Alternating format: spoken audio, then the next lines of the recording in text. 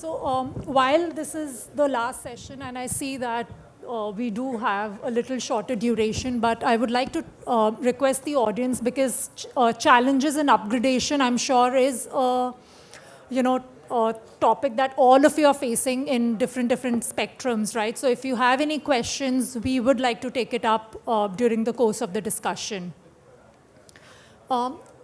Mr. Kumar, the Educational Secretary, in his note earlier, mentioned about how technology is a double-edged sword. It has to be integrated in, different pedagogy. It has to be integrated in the curriculum. But while it is also a distraction for students. So, Aditya, I would like to speak with you on what is your perspective on this. Sure, thank you. As said, it's a lunchtime, so we'll make it quick and sharp. So I think technology has to be seen as an enabler and cannot be seen as a be-all and end-all. Lot of noise what we see about edtech, because suddenly we saw technology becoming central to education. While you can never replace a faculty, you can never replace a teacher, you can never replace somebody giving a quality education. I think the way it is today, things are settling down, sanity is setting in. I think the important thing is AI, any other technology has to be seen as an enabler which drives better learning experience and outcome for the student. It's never a central thing. It's never a be-all and end-all. And I think that's where the shift is happening. It has taken some time. It's a reset. But it's happening, and it will get there more and more as we go forward. Professor Jain, technology is changing rapidly. So is creative education. So how are you ensuring that creative education, which is again very subjective, is able to keep pace with these changes in the outside world? First of all, thank you, India Today, for giving me this chance to share this platform. With respect to creative education, because fashion and design is very fast evolving trend, in terms of if we see how the market changes. So if we stick to the regular, curriculums, we will be obsolete very fast. That is what we experienced. So we have made a mandate that every 3 years we start reviewing our curriculums in UG and PG both, whether we get our industry partners. So they play again a key role. Of course, we are part of government also. We come under Ministry of Textiles and like Ministry of Education for most of the institute. So we also have a lot of stakeholders from the textile and industry who kind of also guide us. So for us, changing curriculums becomes very important. Upgrading, keeping a pace with the technology is part of our curriculum. Also, it leads to changing the infrastructure very fast. So we have to be at move much faster than many other standard principles of education. So I think that helps us to stay ahead of many other institutes, especially in our area. Okay. Before I move on to other speakers, just a follow-up question, because changing curriculum now every 3 years, I mean, is a monumental task for any institute for that matter. So can you share some best practices or some mistakes or or some lessons learned the hard way? We also in 2018-19, I think that's where we realized that we are talking about inclusiveness, also multidisciplinary things. We also realize when the student comes after 12th, especially for the 4-year graduate program, they have certain aspirations, but they're still not very clear. And once they join their course and in their second year or something, they start realizing that this is what they wanted to do, this is what they didn't wanted to do. So we introduced a lot of open electives. We said that some of them are mandatory, some of them are non-mandatory. Within the discipline, we introduced deepening specializations. We also introduced them floating subjects. Floating would be something that they can take but will not have a credit. It will be additional credit. And when we talk about, then we started IDMs, that was interdisciplinary majors and minors. So you can go to a different discipline altogether, take up a course, and then pursue that for certain credits. So that I think really helped us and our students to get better opportunities abroad. So their view about design and fashion education and profession becomes more 360, I would say. So that has given us better, opportunities in the industry for our students. Thank you, Mr. Jain. Mr. Nair, can you share some examples about how, Christ deemed to be university is integrating technology and digital tools into its academic programs? Yes, thank you so much. And at Christ, we employ multimedia resources, simulations, and a virtual lab that creates interactive modules. And for instance, as our engineering students, they benefit from the virtual lab, which create or which simulate like the real world scenario, and it enables them to participate in the research or the experiment without, whether the physical lab is available or not. Second is the blended learning approach. The hybrid method in education of education has proven worthy, especially for us.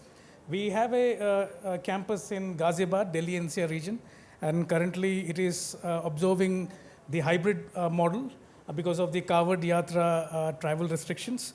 And blending the online and face-to-face instruction has well benefited us, not only in terms of flexibility, but also ensuring that the continuity of learning should happen.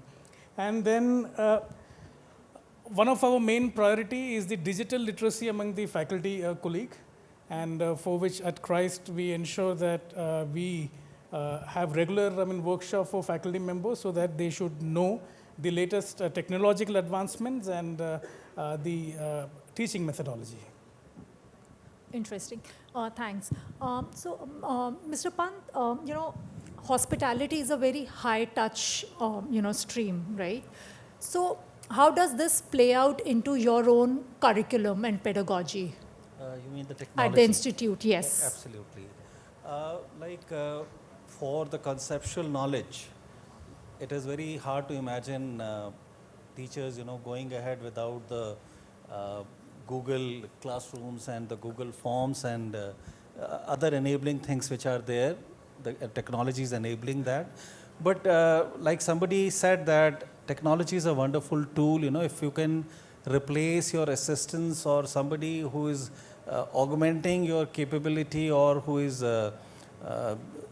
with technology. I will give you a few examples. There are many softwares which are very prevalent in running a hospitality business. And there is one which is called the property management system. Right. And then similarly for restaurant development, there are a number of Correct. softwares which are there. So what we are trying to do is we are incorporating these kind of softwares into our curriculum. To begin with, we are going proactively, sourcing them, taking all the investment, from our own resources, and then sooner or later, they become the benchmark for the rest of the institution, at least in the central government ecosystem to follow. We had tried the similar thing with the property development system, long time back. Now it has become a done thing, Right. So there is a centrally negotiated this thing for them, and now most of the students in all these institutions are using those. So now the idea is it is very difficult to do the analysis with pen and paper. Correct. There are so many reports which could be generated, and I think that is the way the industry is carrying out the analysis and the management is happening at that level. So we have to make our people competent in that particular area. At the end of the day, in a professional institution like ours, we want the transition from academia to the industry seamless. Right. Like if some of our students, they were to come and manage this hotel for, like in my time, there used to be a lot of strikes and all. And from our institution, we would go into the hotel, roll our sleeves, and whatever had to be done, we would carry it out. And I'm telling you from my own experience, we did run a full house hotel in peak of the season like that. So this is the readiness we want our students to have, and technology, because we have to give them, we teach people in a simulated environment, and the simulation has to be as close to what is a real thing in the industry. Very interesting. You have already answered my second question, which was around, on-the-job training. So very interesting. Aditya, coming back to you, One is a lot of times there is this whole perspective that online learning is inferior, right? So I would like you to address this point, and I'm also asking you another question around that in the interest of time. So, like majority of the students in our country are in these mass programs like BA, BCom, BSc, right? And Mr. Pradhan earlier spoke about how there is this whole stigma around vocational courses that has to be removed. So around these lines, how are you making these courses relevant in today's job market? Sure, thank you. So we'll take the second one first. I think, so far the wave has been engineering, medical, everybody trying to get into a good engineering college, good medical college, this entire rat race. I think the key here is that, the real India, the Bharat, the students who are the masses are still going through a BA, BCom, BSc, and they are by no means inferior to anybody else. So what we have been trying to do, and as Honorable Minister spoke about the NEP and the benefits of NEP, what we have been trying to do is that NEP allows integration with different courses. So we at Veranda have successfully experimented with integrating a complete CA course, for example, or a ECCA, ACCA course with BCom. 40% is allowed by NEP through the industry association. That's the rule. So we have mapped the CA syllabus with the BCom syllabus for certain universities, got it approved from the Board of Studies, and now what is happening is, by giving them qualifications like CA, ACCA, and other curriculums which are there, you are making a simple graduate little more employable. They might not be able to finish the whole course. We know the CA pass rates are low, ACCA pass rates are low, but still they stand a better chance to get a job than anybody else who is going into the job market after graduation. So that's on the point. So the key is, how do we integrate other courses which make the students better employable? That's one point. To your first question on online learning versus physical learning, see, I have seen both the sides, both online as well as the physical side of it. General impression is that online learning is inferior to the physical classroom, and we ourselves are to be blamed for it, because so far the moment online learning is spoken about, the only thing which comes to mind is scale. Kitna bada karna hai, kaise bada karna hai, how many students are enrolled, what's the, that entire piece. We do not talk about the learning experience of the student. How do we ensure any university delivering an online degree program as approved by UGC gives the same learning experience or better learning experience, because maybe they can deploy the best faculty who can teach from anywhere in the world to give a better learning experience to a student. The only thing spoken about online learning is growth, scale, revenue, and a lot of PE funded entities, etc. have come in, and that's changed the game. So I think the key important point there is, as universities, as educational institutions, as we start focusing on the learning experience rather than numbers, I think personally we have seen that the online experience can be superior or at least equal to the physical experience, and that's what is needed to drive the gross enrollment ratio up in higher education. Aditya, just can you elaborate? You spoke about integrating vocational courses into mass programs. Can you give a real example of this, please? Just for the sake of the audience. So it's not a vocational course, but ACCA and CA is a classic example what I spoke about. So we actually mapped the ICAI syllabus with a couple of universities we work with, and actually mapped the curriculum so that the student who is doing a BCom doesn't need to study for CA separately and doesn't need to study for their normal degree separately. So while they are going through their BCom curriculum, they can actually parallelly go through the the same thing they are getting ready for their CA, and that makes them, the effort goes down drastically, and that has seen, we did it last year. We got great reviews from the students, and obviously in the first session, the pass rates in the CA Foundation have also been fairly high for us. Thank you. Professor Jain, today we live in an interconnected world. Flow of information is seamless. Global fashion trends around gender-neutral fashion, sustainability-led design are, in vogue now, across the world. globally. So how do you now do you look at industry-led partnerships, academic partnerships to ensure your students in India have the right exposure and are job ready, considering, like what Mr. Pant also said, employers today want their employees to be shop floor ready from day one?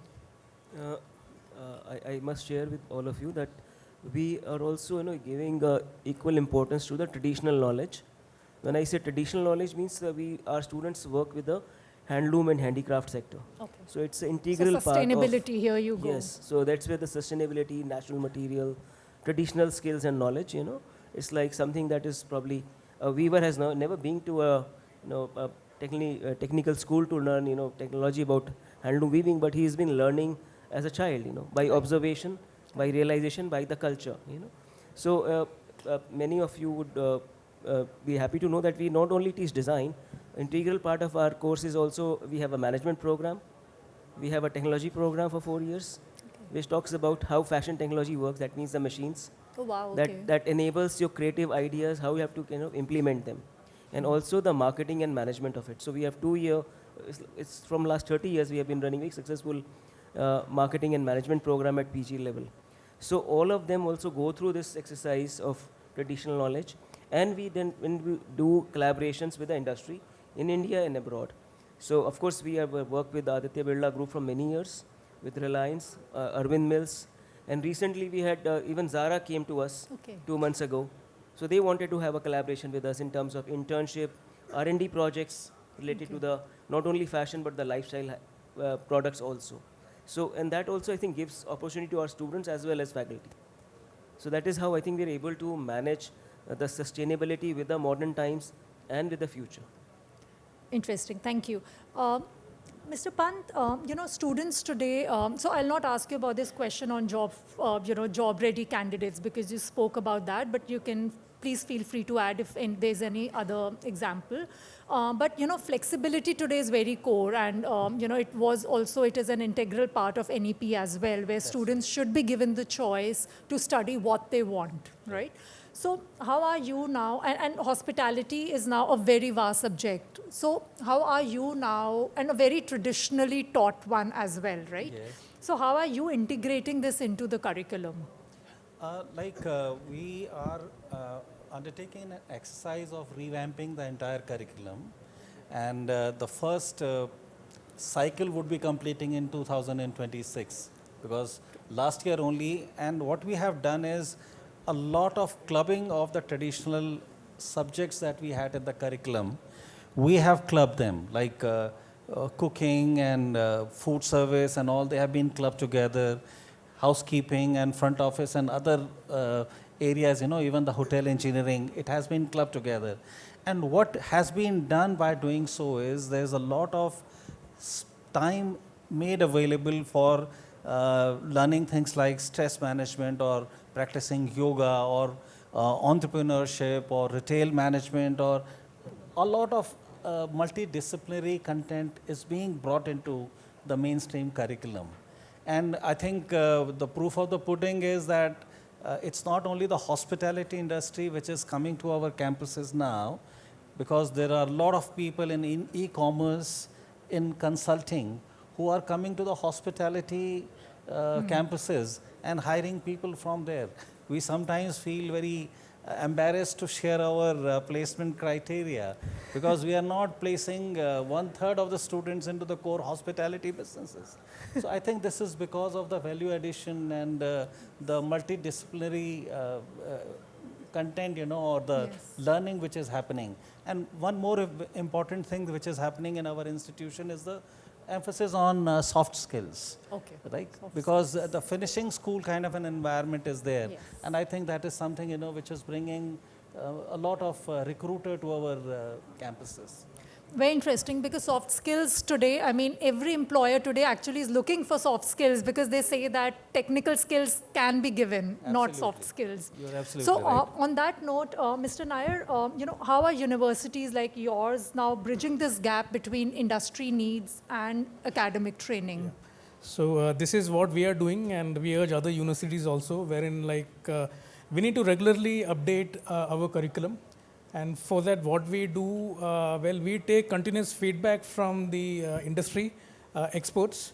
How well we have set an advisory board where the university, the industry professionals come and they give their insights and their recommendations, and that we later on put forth for changing the curriculum.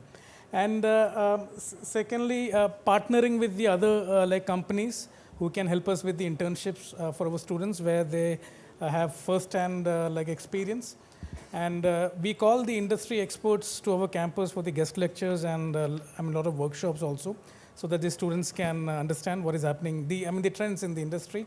Also, skill development training. Not only we provide soft skill development, but we collaborate with the government agencies like NSDC, National Skill Development Corporation, where we are training partner with them.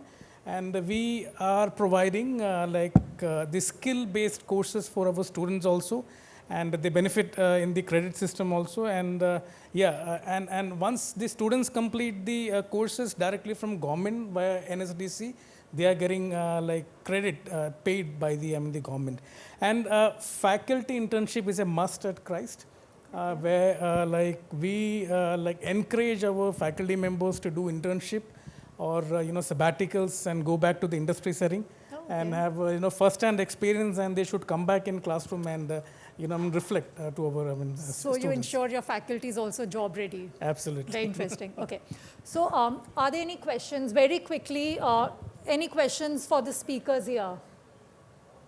Okay, so on this note, thank you everyone, and I would like to call India Today's Group Editorial Director Raj Chingappa to come on stage to felicitate the speakers.